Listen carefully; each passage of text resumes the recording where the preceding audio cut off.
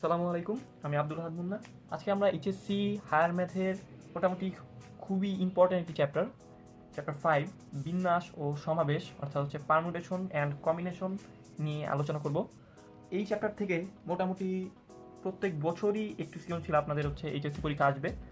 So বলা যায় এটি আপনাদের জন্য খুবই গুরুত্বপূর্ণ। এই চ্যাপ্টারটি যদি একটু বুঝে পড়া যায় তবে আপনারা খুব সহজেই সৃজনশীলটি অ্যান্সার করতে পারবেন। ওকে, এর আগে হয়তো আপনারা এর যে সূত্রগুলো শিখছেন, কিন্তু সূত্রগুলো আসলে কীভাবে আসছে অথবা সূত্রের যে মেইন বেসিক সেগুলো হয়তো আপনারা অনেকেই জানেন না। সো আমি প্রথমে আপনাদেরকে সেই সকল বেসিক কিছু ধারণা নিয়ে ক্লাসটি শুরু করব। ওকে, প্রথমেই আমি একটু দেখি যে ধরি আমরা ঢাকা থেকে সেন্ট মার্টিন যাব।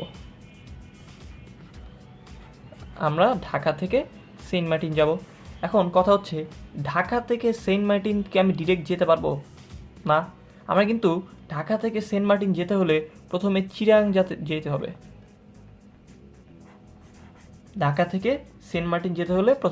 চিরাং যেতে হবে। ওকে, সো একটু দেখি যে ঢাকা থেকে চিরাং আমি কিন্তু কয়েকভাবে যেতে পারবো।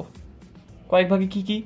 ধরি ঢাকা থেকে চিরাং আমি বাসে করে যেতে পারবো, ঢাকা থেকে চিটাগাং আমি ট্রেনে করে যেতে পারবো, আবার ঢাকা থেকে চিটাগাং আমি কিন্তু প্লেনেও যেতে পারবো। ঢাকা থেকে চিটাগাং কিন্তু তিনভাবে যাওয়া যায়, বাসে, ট্রেনে, আবার প্লেনেও যেতে পারি। এবার ঢাকা থেকে চিরাং যাওয়ার পরে চিরাং থেকে সেন্ট মার্টিন সেটা কিন্তু আমি দুইভাবে যেতে পারবো। কিভাবে একটু দেখি। চিরাং থেকে কিন্তু আমি চাইলে জাহাজে করেও যেতে পারবো, আবার আমি চিটাং থেকে স্পিড বোটে, নর্মালি স্পিড বোটে অনেকে যায়, তো আমি চাইলে স্পিড বোটে করেও যেতে পারবো। দ্যাট মিন্স ঢাকা থেকে চিটাং যাওয়া যায় বাসে অথবা ট্রেনে অথবা প্লেনে। আবার চিটাং থেকে সেন্ট মার্টিন সেটা আমি আবার দুইটা রাস্তায় যেতে পারি, জাহাজেও যেতে পারি অথবা স্পিড বোটেও যেতে পারি। এখন যদি তোমাদের কোশ্চেন করি যে ভাইয়া ঢাকা থেকে সেন্ট মার্টিন যাওয়ার রাস্তা কয়টি, তোমাদের মধ্যে হয়তো অনেকেই লাফ দিয়ে এসে বলবে যে ভাই ঢাকা থেকে সেন্ট মার্টিন যাওয়ার রাস্তা হচ্ছে 5টি। কীভাবে 5টি? এই যে ভাইয়া 1 2 3 4 5, 5টা রাস্তা। সো যারা এভাবে লাফ দিয়ে আইসা বলে দিবেন হচ্ছে যে 5টা রাস্তা দেখাই যাচ্ছে, তাদের জন্য এক বালতি সমবেদনা যে এভাবে হচ্ছে লাফ দিয়ে এসেই কোনো কিছু না বুঝেই অ্যান্সার দেওয়া আসলে উচিত না। একটু যদি আমরা চিন্তা করি যে ঢাকা থেকে চিটাগাং যাওয়ার রাস্তা কিন্তু 3টা। এখন ধরি ঢাকা থেকে চিটাগাং আমি প্রথমে বাসে গেলাম, তার মানে প্রথমে ঢাকা থেকে চিটাগাং গেলাম বাসে। তাহলে বাসে গেলে এরপরে আবার চিটাগাং থেকে সেন্ট মার্টিন আমি জাহাজেও যেতে পারবো, বোটেও যেতে পারবো। প্রথম উপায় হচ্ছে যে ঢাকা থেকে সেন্ট মার্টিন যাওয়ার প্রথমে আমি বাসে গেলাম, এরপরে আমি জাহাজেও যেতে পারি, এটা একটা উপায়।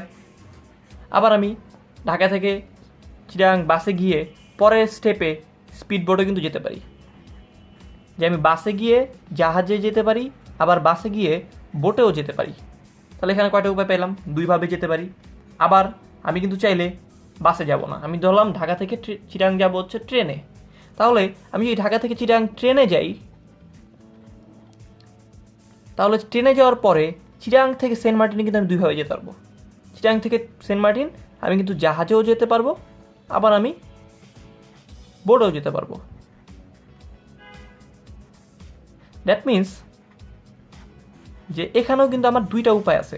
যে এক হইলে আমি ঢাকা থেকে চিটাগাং ট্রেনে যাই, ট্রেনে গেলে আবার দুইটা উপায়, যে ট্রেনে গেলে জাহাজেও যাওয়া যায়, আবার ট্রেনে গিয়ে বোটেও যাওয়া যায়।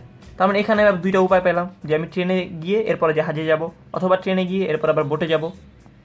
এরপরে যদি আমি ঢাকা থেকে চিটাগাং প্লেনে যাই, তখনও কিন্তু আবার দুইটা উপায় থাকবে, যে আমি প্রথমে প্লেনে গিয়ে এরপরে জাহাজে যাব, অথবা প্রথমে প্লেনে গিয়ে এরপরে বোটে যাব। একটু দেখি উপায়গুলো কী কী। উপায়গুলো দেখো, প্রথমে আমি প্লেনে গিয়ে এরপরে চাইলে আমি জাহাজে যেতে পারবো, এটা একটা উপায়।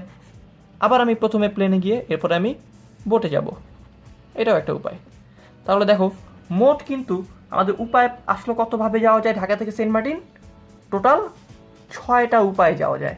সো একটু আগে যারা বলছো যে ভাই 5টা রাস্তা আছে, কিন্তু উপায় কিন্তু আসলে 6টা। 6ভাবে ঢাকা থেকে সেন্ট মার্টিন যাওয়া যায়। এখন কথা হচ্ছে ভাই এখানে ভুলটা আসলে কি হলো? এই যে এটাকেই মূলত আসলে বিন্যাস বলা যায়, যে কোনো একটা ঘটনাকে আপনি কতভাবে সাজাতে পারেন। সো এখানে আমাদের প্রথম থেকে ঢাকা থেকে চিরাং যাওয়ার অপশন কয়টা? ঢাকা থেকে চিরাং যাওয়ার অপশন কিন্তু 3টা। ঢাকা থেকে চিরাং যাওয়ার অপশন কিন্তু 3টা, বাসে, ট্রেনে, প্লেনে। আবার চিরাং থেকে সেন্ট মার্টিন যাওয়ার অপশন হচ্ছে 2টা। ঢাকা থেকে চিরাং যাওয়ার অপশন হচ্ছে 3টা, আবার চিরাং থেকে সেন্ট মার্টিন যাওয়ার অপশন হচ্ছে 2টা।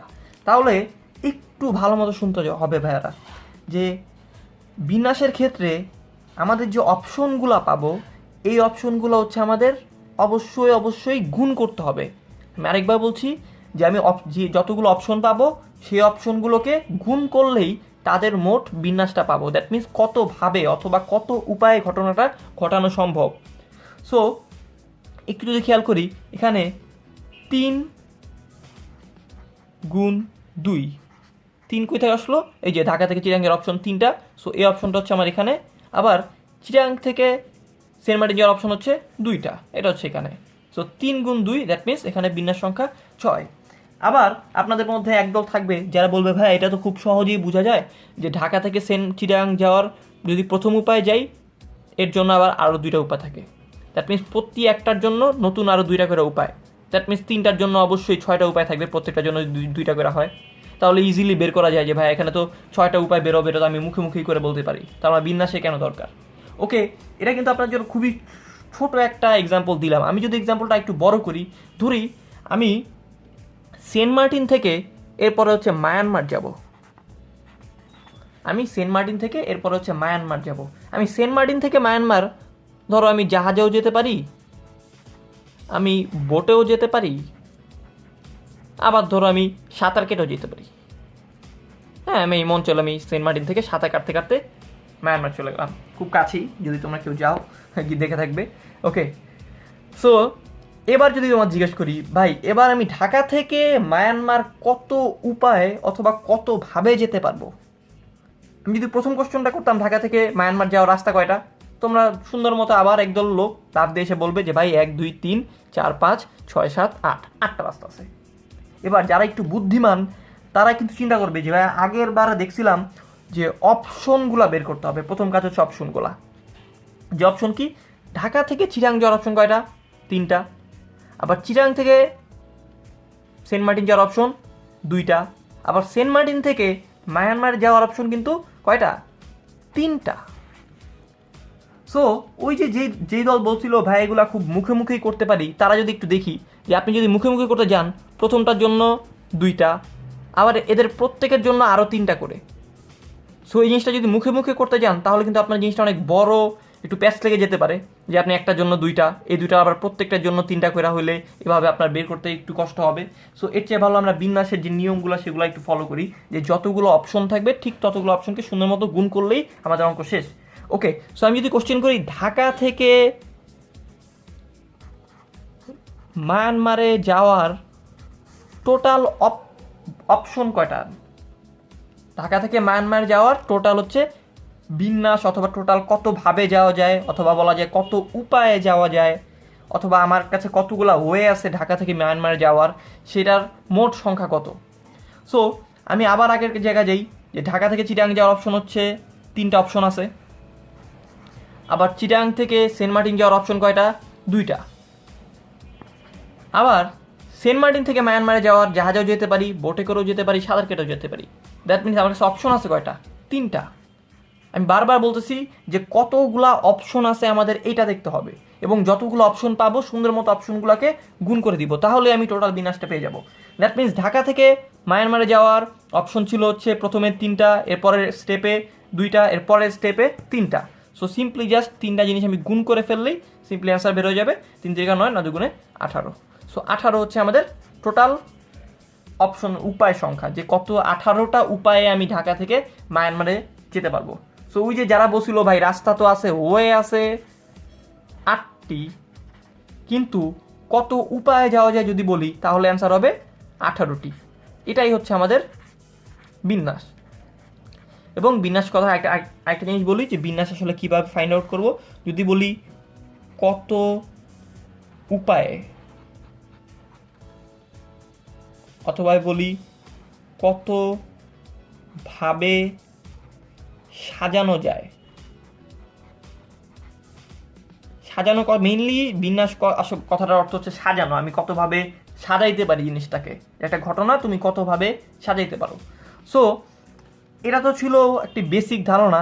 এবার আসলে তোমরা অনেকেই খেপে গেছো যে ভাই আমরা তো বিন্যাসের মধ্যে এইসব কিছুই শিখিনি, আমরা তো শিখছি সূত্র কিছু এনপিএন সূত্র, এনপিআর সূত্র অথবা ফ্যাক্টোরিয়াল জাতীয় কিছু জিনিস। সো আমরা আসলে ধীরে ধীরে ওই সবের দিকে যাব।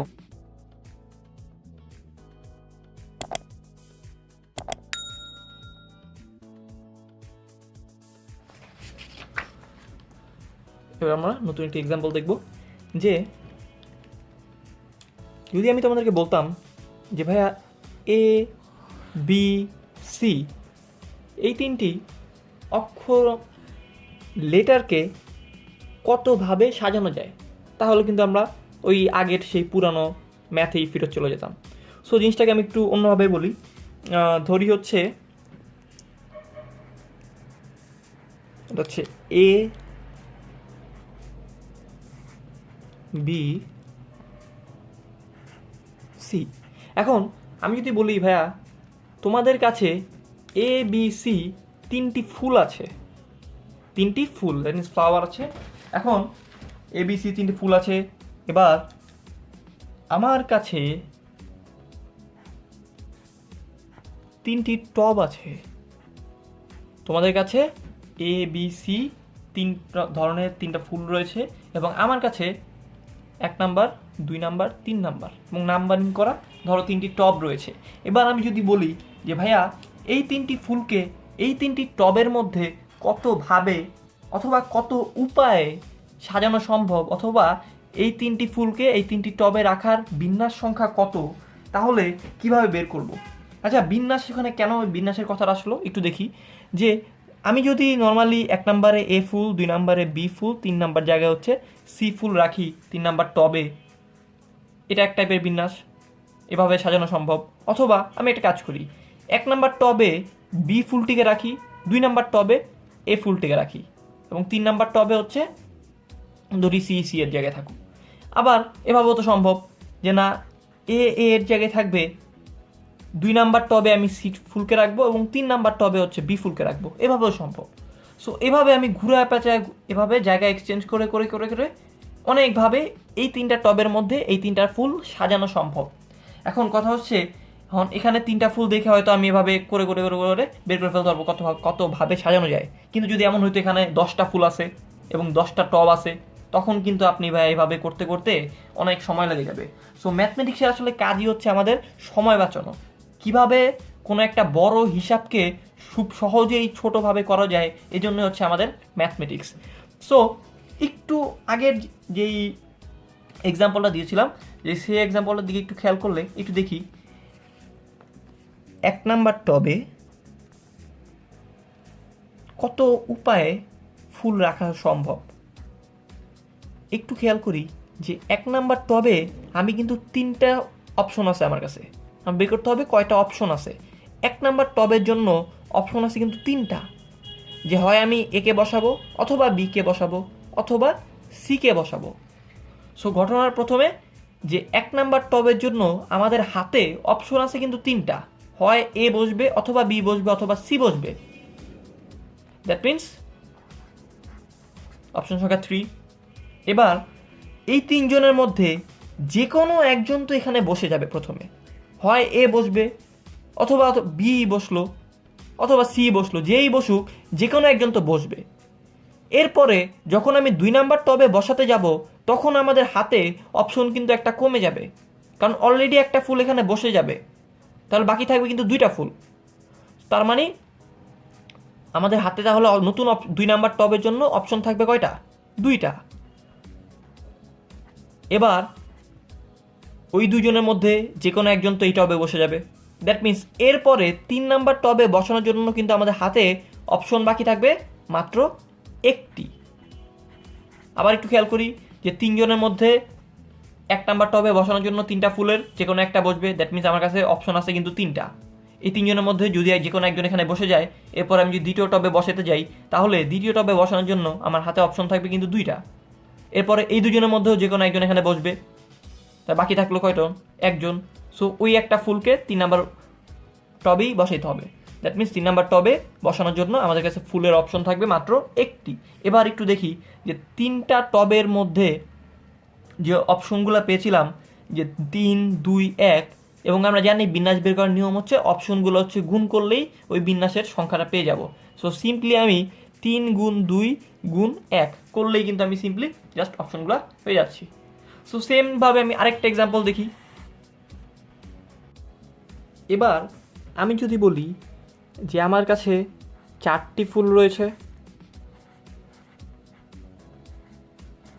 এবং এই 4টি ফুলকে বসানোর জন্য আমার কাছে 4টি টব রয়েছে।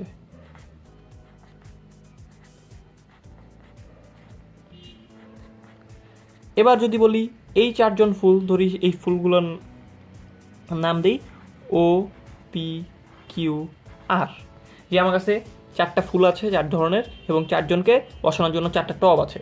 এবার আমি যদি বলি এই 4জন ফুলকে এই 4টি টবের মধ্যে আমি কতভাবে সাজাতে পারি। সো সেমভাবে আগের মতো আমি যদি চিন্তা করি যে 4জনের জন্য প্রথম টবে ফুল বসাবো প্রথমে, কারণ আমরা একটু আগের এক্সাম্পলে যদি যাই এই জিনিসটা একটু সুন্দরভাবে আমি একটু দেখি যে আমি কিন্তু চাইলে প্রথমেই ঢাকা থেকে লাফ দিয়ে সেন্ট মার্টিনে যেতে পারবো না। প্রথমে আগে ঢাকা থেকে চিটাগাঙে যেতে হবে, এরপরে চিটাগাং থেকে সেন্ট মার্টিনেরটা চিন্তা করতে হবে, এরপর সেন্ট মার্টিন থেকে ময়মনসিংহেরটা চিন্তা করতে হবে। সেমভাবে টবের ক্ষেত্রেও প্রথমে আগে আমার প্রথম টবটিকে নিয়ে কাজ করতে হবে। প্রথম টবটিতে ফুল রাখার পরেই তো আমি দ্বিতীয় টবে যাব, এরপরে দ্বিতীয় টবে ফুল রাখার পরে আমি তৃতীয় টবে যাব। দ্যাটস মিন প্রথমটা কমপ্লিট করে এরপরে দ্বিতীয়টা যেতে হবে। সো প্রথম টবে ফুল বসানোর জন্য আমাদের হাতে অপশন কিন্তু আছে 4টা। ও বসতে পারে, পিও বসতে পারে, কিউ বসতে পারে, আরও বসতে পারে। দ্যাট মিনস প্রথম টবে বসানোর জন্য অপশন থাকবে 4টি। এই 4জনের মধ্যে যে কোনো একজন তো অবশ্যই এখানে বসে যাবে। দ্যাট মিনস দ্বিতীয় টবের জন্য আমাদের হাতে অপশন থাকবে কয়টা? অবশ্যই 3টা। আবার সেম কাহিনী, এই 3জনের মধ্যে যে কোনো, ধরো 4জনের প্রথম টবে ও বসছে এবং দ্বিতীয় টবে পি বসছে। এরপরে তৃতীয় টবের জন্য আমাদের হাতে অপশন থাকবে কিন্তু 2টা, যে কিউ বসবে অথবা আর বসবে। সো দ্বিতীয় টবে বসানোর জন্য আমাদের অপশন আছে 2টা। ধরি আমি দ্বিতীয় টবে বসে গেছে হচ্ছে কিউ, তাহলে শেষ টবে বসানোর জন্য আমাদের হাতে অপশন থাকবে একটাই। So simply 1। সো কী বুঝলাম যে প্রথম টবে বসানোর জন্য আমাদের হাতে অপশন ছিল 4টা, যার মধ্যে ধরি আমরা প্রথম টবে ও বসে গেছে, তার মানে একজন বসে গেলে দ্বিতীয় টবের জন্য কিন্তু আমি অপশন পাবো 3টা। সেমভাবে 3জনের মধ্যে যদি একজন আমি দ্বিতীয় টবে বসে যায়, ধরি পি বসে গেলো দ্বিতীয় টবে, তাহলে তৃতীয় টবে বসানোর জন্য আমার কাছে অপশন থাকবে 2টা।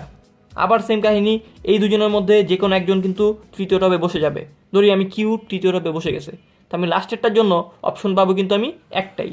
এবং টোটাল যে বিন্যাস সংখ্যাটা আমরা জানি সবগুলো অপশনকে গুণ করলেই বিন্যাস সংখ্যা পাওয়া যায়।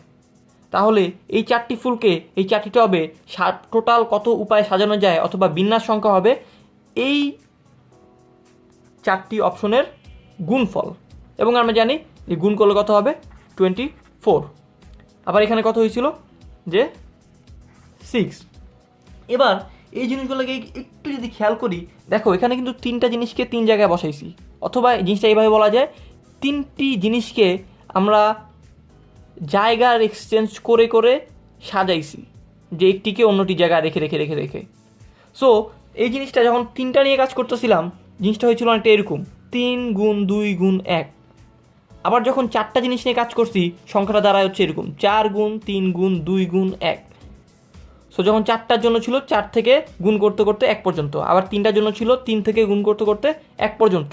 সো বিজ্ঞানীরা এই যখন দেখলো যে এই প্রত্যেক যখন 5টার জন্য যখন কাজ করি, তখন দেখা যায় কি 5 গুণ 4 গুণ 3 গুণ 2 গুণ 1, দ্যাট মিনস 5 থেকে গুণ করতে করতে 1 পর্যন্ত আসে।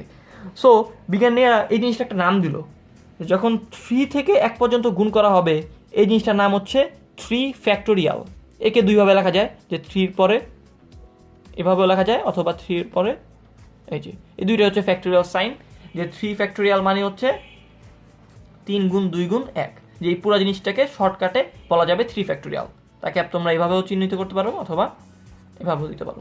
সেমভাবে এই জিনিসটা যে চারটার জন্য এটার নাম কি দিব? অবশ্যই বিজ্ঞানের নাম দিছে এটার 4 ফ্যাক্টোরিয়াল। তাহলে এই যে ফ্যাক্টোরিয়াল কথাটা আসলে কেন আসছে তোমরা কি বুঝতে পারছো? যে যখন আমরা অপশন গুণ করি তখন দেখা যায় যে এই টাইপের কিছু একটা আসে, যে 4 থেকে গুণ করতে করতে 1 পর্যন্ত যাওয়া লাগে, যে জিনিসটাকে শর্টকাটে বিজ্ঞানের নাম দেওয়া ফেললো যে ফ্যাক্টোরিয়াল।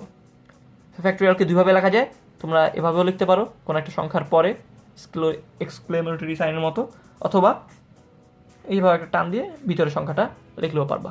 সো এই দুভাবে তোমরা ফ্যাক্টোরিয়াল চিহ্ন দিতে পারো। সো তোমাদের যেভাবে ইচ্ছা দাও, সমস্যা নেই। সো ফ্যাক্টোরিয়াল কথা মানেটা কি বুঝলাম? যে আমার কাছে যদি 3টা জিনিস থাকে, 3টা ভিন্ন ভিন্ন জিনিস, এগুলোকে আমি নিজেদের জায়গা চেঞ্জ করে করে যতভাবে সাজানো যাবে সেটা হচ্ছে 3 ফ্যাক্টোরিয়াল। যদি 4টা জিনিস নেই তাহলে হবে কি, 4টা জায়গা এক্সচেঞ্জ করলে নতুন টোটাল যে বিন্যাস সংখ্যা হবে তা হবে 4 ফ্যাক্টোরিয়াল। যদি 5টা হয় 5 ফ্যাক্টোরিয়াল, যদি 6টা হয় 6 ফ্যাক্টোরিয়াল। তাহলে এই জিনিসটা আসলে কী নাম দেয় জানো? যে 3টা ফুলকে আমি কয়টা জায়গায় বসাইছি? 3টা জায়গায় না? দ্যাট মিনস 3টা ফুলের জন্য 3টা জায়গা রয়েছে। এই জিনিসটাকে নাম দেওয়া হয় 3p3। আবার এখানে 4টা ফুল ছিল, কয়টা জায়গায় বসাইছি? 4টা জায়গায়। তার মানে কি বসবে? 4p4। এখানে পি কেন? পি এর ফুল মিনিং হচ্ছে পারমিউটেশন, এবং পারমিউটেশন বাংলায় হচ্ছে আমাদের বিন্যাস। সো 3p3 কথাটির মানে হচ্ছে 3টি জিনিসকে 3টি জায়গায় বসাইছি। তার কথাটি মানে হচ্ছে কিন্তু 3টা থেকে আমার 3টাই নিতে হবে 3টা জায়গায় বসাইতে হইলে। কোশ্চেন হচ্ছে কেন? অন্য কি হইতে পারে? যদি এমন হয় আমার কাছে টব আছে হচ্ছে 2টা কিন্তু ফুল আছে 3টা, তাহলে কি হইতাছে? 3টা ফুলকে 2টা জায়গায় বসাইতে হবে। তাহলে কি জিনিসটা কি হবে? যে এই 3টা ফুলকে আমি যে কোনো 2টা ফুলই কিন্তু সিলেক্ট করতে পারবো। তখন ব্যাপারটা হয়তো এরকম যে 3p2। এই জিনিসটা আমি একটু পরে দেখবো 3p2 কীভাবে আসে, কেন আসে, এটা আপাতত আলোচনা করার দরকার নেই। ওকে, সো 3টা থেকে 3টা জায়গা বসাইলে 3p3, 4টা থেকে 4টা জায়গা বসাইলে 4p4। সো সেমভাবে কিন্তু যে 3p2ও হওয়া সম্ভব যদি 2টা জায়গায় বসাই। কীভাবে কী আসে ওটা আমরা একটু পরে দেখবো, সমস্যা নেই, এরপরে পড়বে। সো কখনো কি এমন হওয়া সম্ভব যে 2p4? এমন কিন্তু হওয়া সম্ভব না, কারণ তোমার কাছে ফুল আছে 2টা, টব আছে 4টা। 2p4 মানে কি? 2টা ফুল আছে 4টা টবে বসাইতে হবে। এটা কি সম্ভব? 2টা ফুলকে তুমি 4টা টবে বসাবা। সো মিনিমাম 4টা টবে বসানোর জন্য 4টা ফুল লাগবেই। সো এর থেকে বেশি ফুল হইলে হয়তো কোনো একটা ফুল মিস যেতে পারে। সো মিনিমাম 4টার জন্য 4টা লাগবেই। এবং এই যে 3p3 অথবা 4p4, 4টা থেকে 4টাই নিয়ে, এই কথাগুলোর মানে কি? একটু আগে আমরা দেখছি এগুলোকে বলা হয় ফ্যাক্টোরিয়াল। 4p4 মানে হচ্ছে 4 ফ্যাক্টোরিয়াল। সো ব্যাপার ক্লিয়ার? এবং তোমাদের জন্য একটু টিপস দিয়ে রাখি যে এই যে 1 ফ্যাক্টোরিয়াল, 2 ফ্যাক্টোরিয়াল, 3 ফ্যাক্টোরিয়াল, মোটামুটি তোমরা 6 কি 7 ফ্যাক্টোরিয়াল পর্যন্ত একটু মানগুলো মুখস্থ রাখলে তোমার জন্য সুবিধা হবে। কারণ বারবার ক্যালকুলেটর ইউজ করা একটু সময় অপচয় হইতে পারে।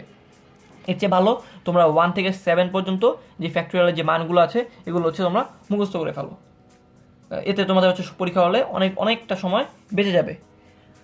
এবং এটা তো তোমাদের হচ্ছে এইচএসসির জন্য, কিন্তু দেখা যাবে তোমাদের অ্যাডমিশনে 1 থেকে মোটামুটি 10 ফ্যাক্টোরিয়াল পর্যন্ত মানগুলো মুখস্থ রাখা লাগবে। কারণ তোমরা জানো অ্যাডমিশনের ক্ষেত্রে অনেক ইউনিভার্সিটিতে হচ্ছে ক্যালকুলেটর ইউজ করতে দেয় না। সো তোমাদের যদি বলে 8 ফ্যাক্টোরিয়ালের মান বসাও, তুমি কি 8 থেকে গুণ করবা? 8-7 সাথে 7 গুণ করবে, 6 গুণ করবে, এভাবে গুণ করে করে 1 পর্যন্ত যাবা। এটা কিন্তু তোমাদের হচ্ছে অনেক সময় নষ্ট করবে। কারণ অ্যাডমিশনে হচ্ছে সময়টা খুবই ইম্পর্ট্যান্ট।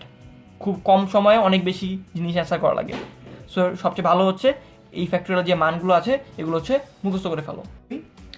দ্বিতীয় পর্বে আমরা হচ্ছে আরও কিছু বেসিক নিয়মকানুন শিখব বিন্যাসের। এরপরে আমরা ডিরেক্ট হচ্ছে ম্যাথ সলভিং ক্লাসে চলে যাব, যে কিভাবে কত নিয়মের ম্যাথ আসলে এই টাইপের সূত্র থেকে আসতে পারে সেগুলো নিয়ে আলোচনা করব। সো ততদিন পর্যন্ত সবাই ভালো থাকবেন।